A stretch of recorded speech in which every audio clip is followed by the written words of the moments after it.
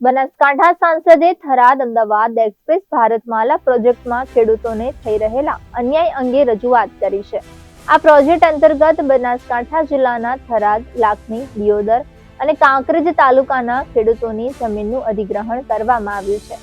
સાંસદે જણાવ્યું કે એક્સપ્રેસના નોટિફિકેશનના 2 દિવસ પહેલા જ કૃષિ જમીનનું બિનકૃષિ જમીનમાં પરિવર્તન કરવામાં આવ્યું હતું। જમીનોના મૂલ્ય નિર્ધારણમાં મોટી વિસંગતતાઓ જોવા મળી છે, જેના કારણે ખેડૂતો સાથે અન્યાય થયો છે। ભારતમાલા પ્રોજેક્ટમાં ખેડૂતોની કૃષિ જમીન માટે માત્ર 20 થી 50 રૂપિયા પ્રતિ વર્ગ મીટરના દરથી પ્રતિ વીઘા 22 લાખથી 25 લાખ સુધીનું વળતર આપવામાં આવી રહ્યું છે। બીજી તરફ બિનકૃષિ જમીન અને ઉદ્યોગપતિઓને 4000 થી 4500 રૂપિયા પ્રતિ વર્ગ મીટરના દરથી પ્રતિ વીઘા 18 કરોડથી 20 કરોડ સુધીનું વળતર આપવામાં આવ્યું છે। સાંસદે કૃષિ અને બિનકૃષિ જમીનના વળતરમાં 100 થી 120 ગણા સુધીના તફાવત તરફ ધ્યાન દોર્યું છે। તેમણે માંગ કરી છે કે ખેડૂતોને બજાર કિંમત અનુસાર યોગ્ય વળતર આપવામાં આવે અને જમીન અધિગ્રહણ દરમિયાન થયેલી વિસંગતતાઓને દૂર કરવામાં આવે। થરાદથી કરીને અમદાવાદ નવો ભારતમાળા રોડ એ મંજૂર કરવામાં આવ્યો।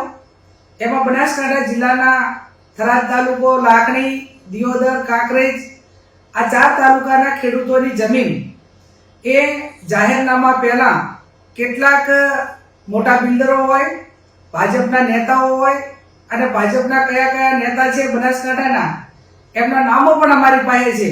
એમને ખેડૂતોને લોભ લાલચ આપીને સસ્તા ભાવે જમીનો ખરીદી લીધી।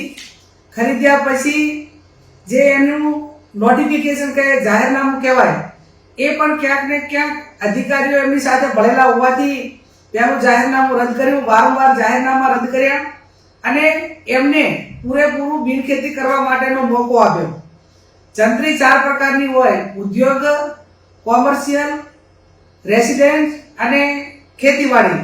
એમાં સૌથી ઊંચા ભાવ એ ઉદ્યોગની જે જંત્રી લાગતી હોય, ઉદ્યોગમાં જે જમીન કન્વર્ટ થયેલી હોય, બિનખેતી થયેલી હોય, એના વધુ પડતા પૈસા ચૂકવવા પડતા હોય છે।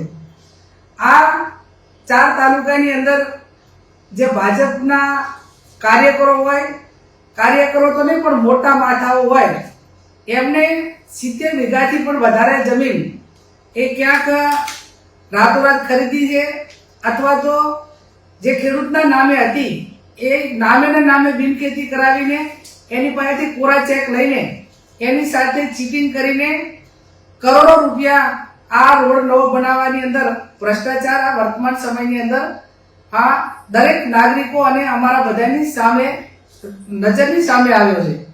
હું આપના માધ્યમથી અને મીડિયાના માધ્યમથી વારંવાર આ બાબતમાં ખેડૂતોને ન્યાય મળે એ બાબતનો અવાજ ઉઠાવ્યો છે।